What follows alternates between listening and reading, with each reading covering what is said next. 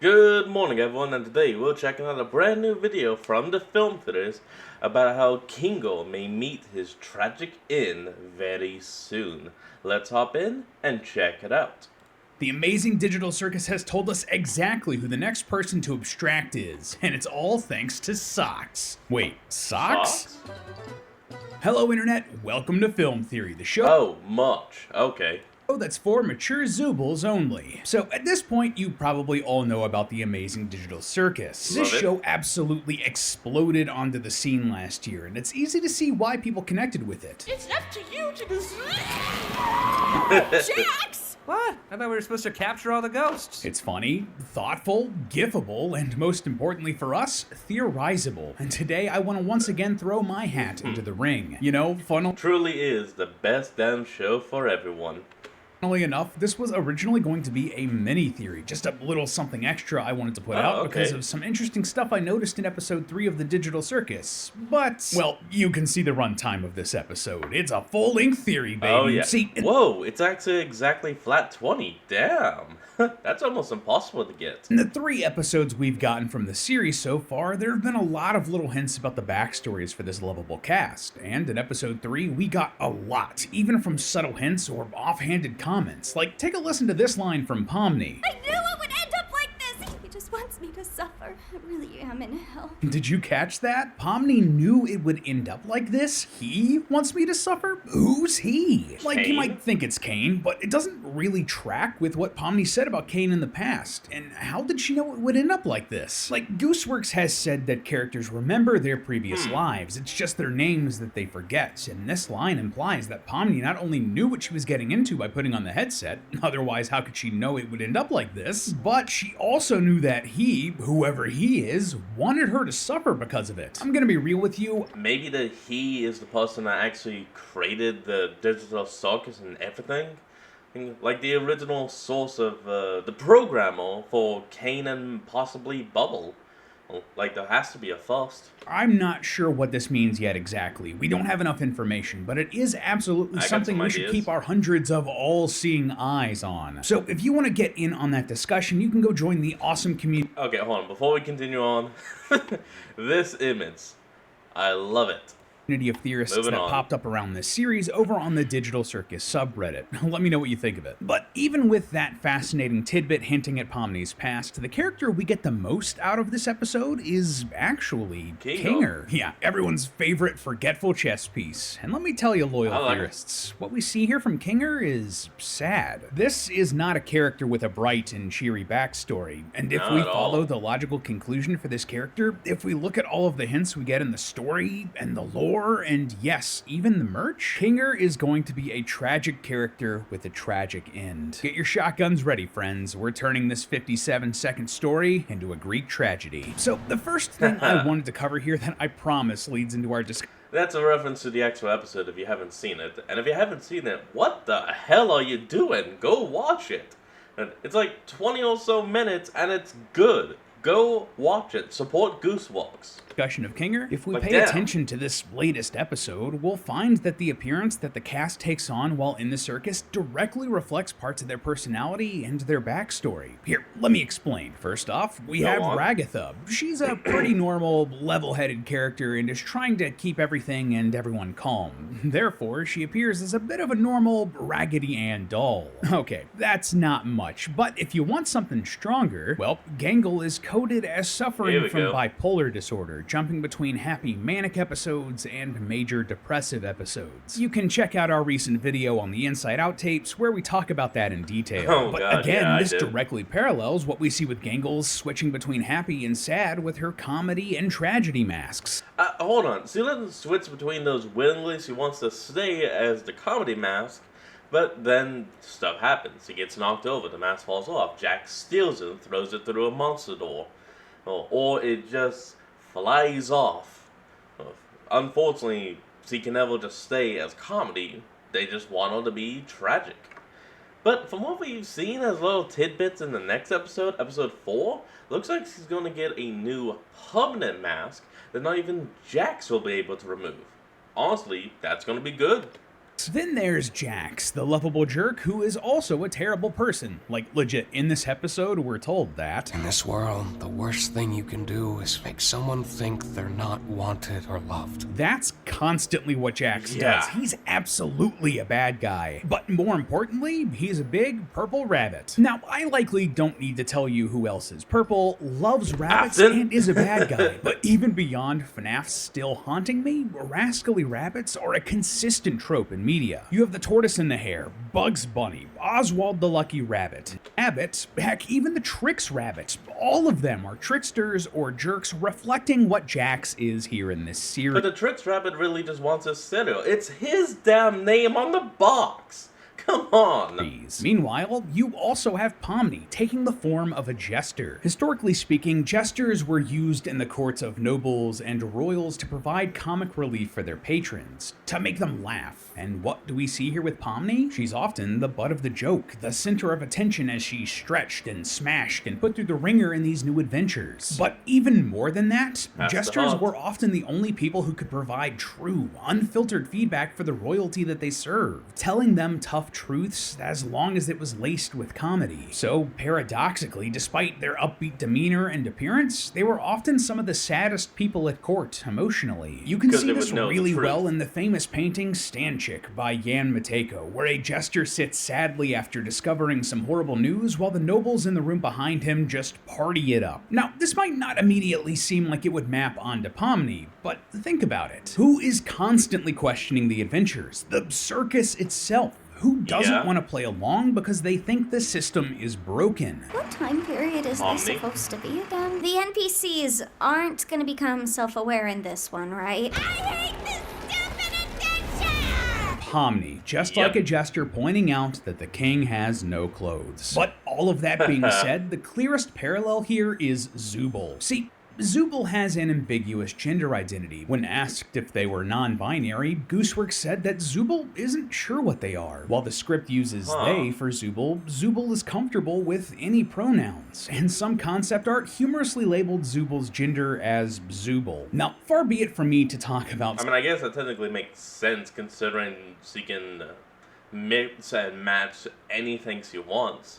And so Zooble literally is Zooble only. Someone's gender identity, I'm going to stay in my lane. But according to research, many trans, non-binary, and gender-fluid folk often feel body dysmorphia or gender dysphoria related to their gender identity. This is being directly reflected as a metaphor with Zooble's arc in the digital circus. They're unhappy with their body, uncomfortable with their limbs, and despite trying to switch out parts to find something that works for them, to the point that every time we see them in the different episodes, they have a different combination of limbs, they just can't. I hate this body. I hate all these stupid removable pieces. I just want to find something that feels good. Also, it's played for laughs here that Kane just can't comprehend this struggle, Kane. but it makes sense, doesn't it? If Zooble is gender fluid or on the non-binary spectrum, well, Kane is literally binary. He's made up of ones and zeros. He can't understand this human struggle, and that struggle is being reflected in Zooble's digital circus counterpart. It's great storytelling. Regardless, all of this is to say that if this applies to the rest of the cast to varying degrees, it should also apply to Kinger. His appearance should directly reflect parts of his past and his personality. So, using that, what do we know about Kinger? First off, he's dressed like a royal. He's a king chess piece with a beautiful, flowing purple cloak. So obviously he had to have been either someone that was really wealthy or was high rank up in a company, like a CEO or something. Has historically been a symbol of wealth, since purple dye was difficult, time-consuming, and expensive to produce. Kinger is also forgetful, perhaps reflecting a past that he doesn't want to remember, or a mistake that he wants to forget. Okay, so let me ask you, what else does all of that sound like? Baron Theodore Mildenhall, the ghostly villain of the newest level here in the digital circus. Yeah, in this horror-themed haunted house, we're introduced to the character Theodore Mildenhall, a wealthy baron driven to insanity. Already sounds like Kinger, right? Well, the similarities run so much deeper than that. First of all, we know that Mildenhall loved hunting, like he does just straight up say it. Hunting has been a hobby of mine for as long as I can remember, although one could could say it eventually Became more of an obsession. Fascinating that he would use the phrase, "as long as I can remember," here, and Kinger has trouble with his memory. It's just an interesting parallel. Regardless, this does pan out. Not only are there plenty of trophies hung on his wall, similar to what hunters would do with their notable catches, but we also see photos of big game like rhinos and cryptids in his desk. This maps pretty well onto Kinger, who is surprisingly competent with a gun. Looks like we've got 2 shots. Let's make them count. And we see him hunt and kill a fly in this episode. There's a fly. Oh yeah, the 2D segment. Oh god, there is a fly. And gotcha. Plus, that fly was a Still flying, impressive. buzzing creature with wings and weird eyes, exactly like the angel Mildenhall hunted. What was that? What's what? As Mildenhall became more obsessed, he also became more paranoid and jumpy. Jumping at every shadow, every noise. And this Yeah, also that describes wasn't good. Kinger to a T. Just cue a montage of him jumping or getting scared by things he didn't expect.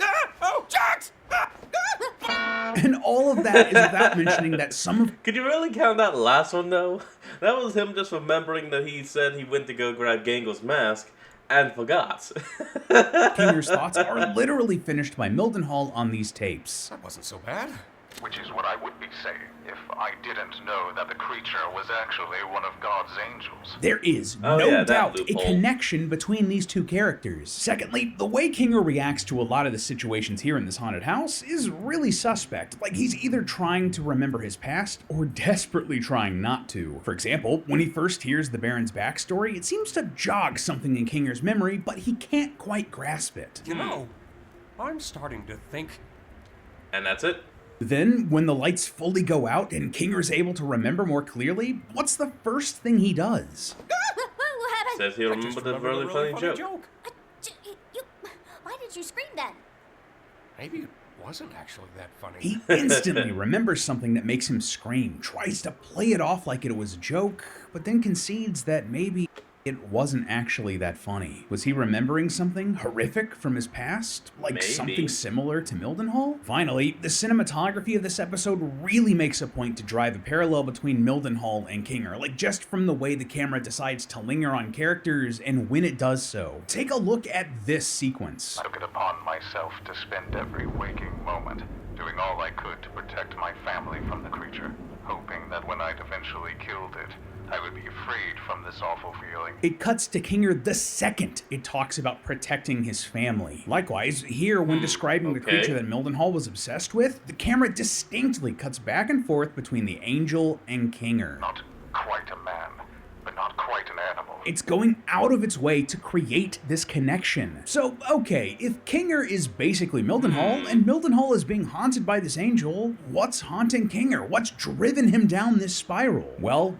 just like Mildenhall, I believe that Kinger is the reason that his wife died. Again, the cinematography sure, though? really drives this home. I ended up shooting the love of my life, mistaking her for the creature. The shot immediately shifts to Kinger when it talks about shooting the love of his life. And what's more, we know that Kinger has already mistaken the angel for his wife. You look beautiful. Oh yeah, because of the So deadlights. it's not a stretch to think that, just like Mildenhall hunted and harmed this creature and was banished to hell for it, all while his family fell apart, so was Kinger. But perhaps the best bit of evidence for this, when Pomni and Kinger are dragged down to hell and Pomni is possessed by evil spirits, what do they say? How's your wife, Kinger? They're taunting Kinger with this. He's the reason his wife got hurt, the reason she quote-unquote died. Even if these Yeah, characters are not obstructed, but exactly yes. the same, their stories are not completely identical beat for beat, there are clearly parallels. There was a reason Kinger was on this adventure and not like Gangle or Ragatha or Jax. But how?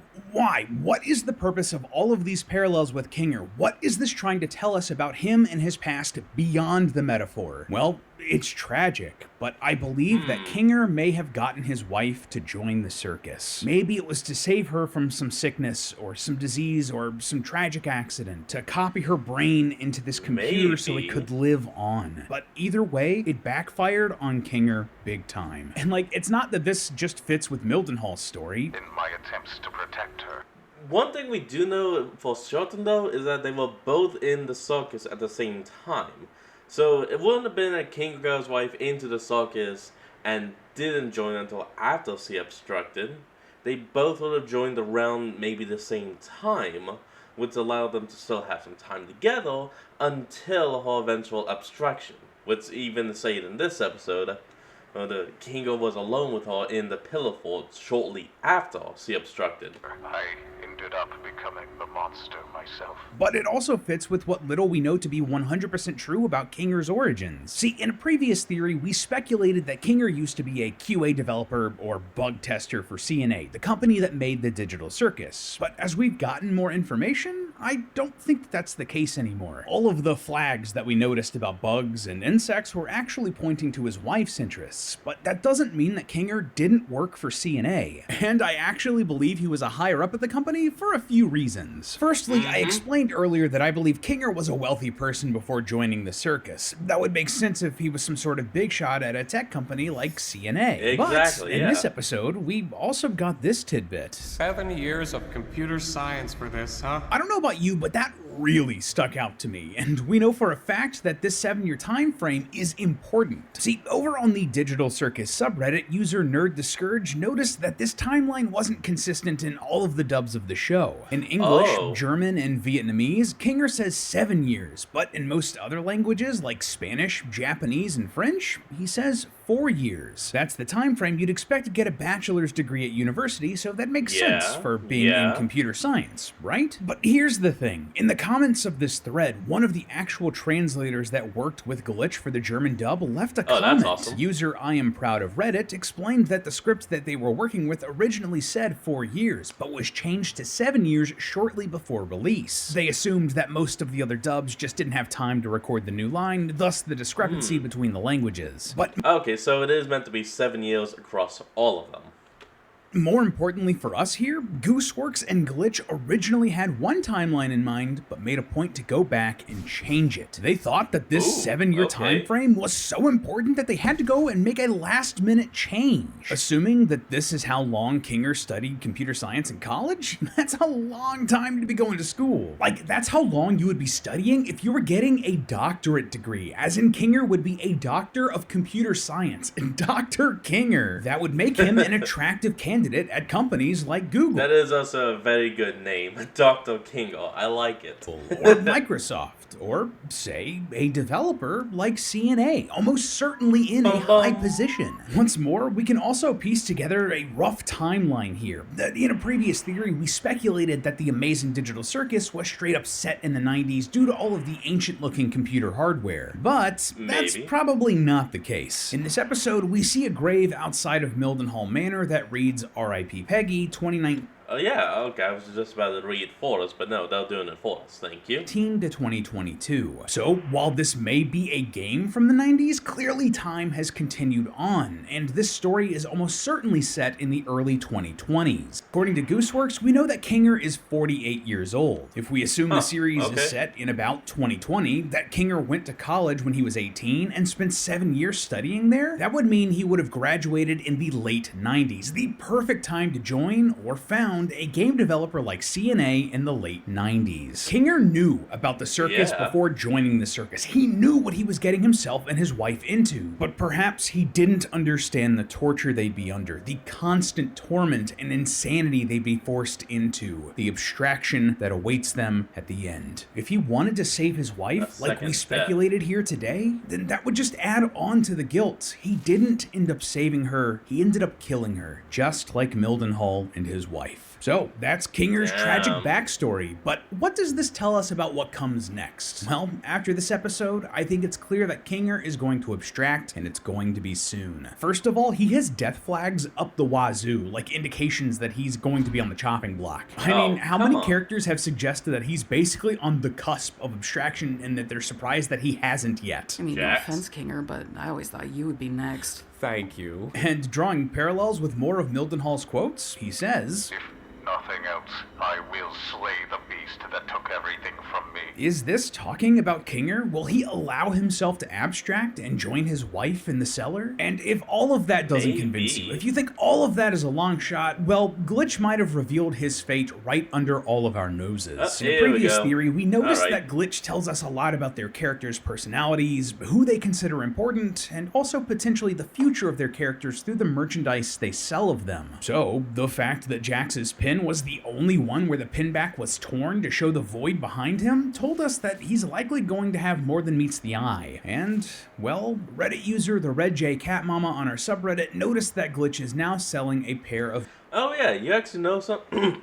I don't remember when or who said it, but I remember someone actually pointing out these socks and saying that, you know, red represents Queenie and purple represents Kingo. Someone was saying, like, this is proof that he is going to abstract. I don't remember who said that, and I don't remember when I heard it. Of matching socks. They're stylized to look like abstracted monsters, but one of the sets is lined with red and the other with purple. Queenie's cloak was red, and what color is Kinger's cloak? Purple. By the end of things, just like these socks, Kinger and Queenie are going to match again as abstracted entities. But the thing that really cemented this for me, Kinger's character arc is coming to a close. See, something else that really stood out to me in this episode was this quote from Mildenhall. My paranoia had driven me to the point where I was no longer the protector my wife and theoretical children needed. Fun fact, we actually get a glimpse of this family here in the episode, kind of hidden in the darkness if you brighten up the image. But regardless, theoretical children is an interesting phrase, right? Like, it could mean something like a future child, one that hasn't been born yet. Or it could mean an adopted child. And tell me, who is Kinger very protective of in this episode, both emotionally and physically? Pomni. He physically protects her from the angel in this scenario that she's clearly terrified of. Stay behind me. Just leave it to me.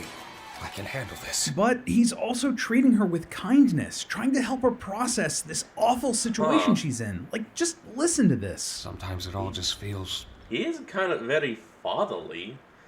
I honestly just took that for him being, well, kind of a father figure. I didn't actually read into it enough to think of him trying to be a dad.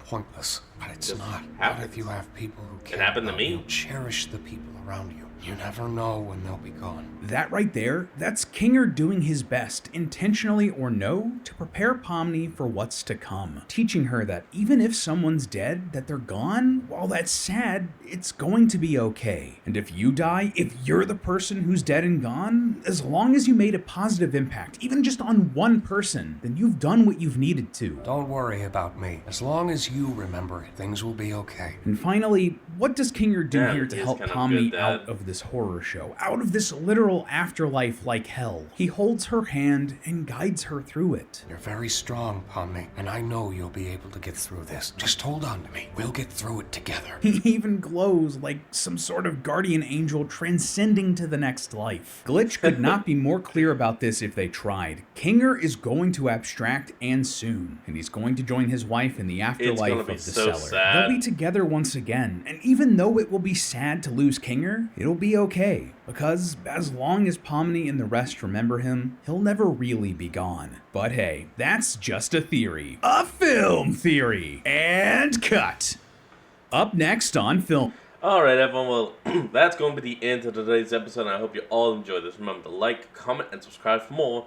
Link to the original will be in the description below, and I'll see y'all next time when we flick back on. Till then, this is Fox, signing out. Peace.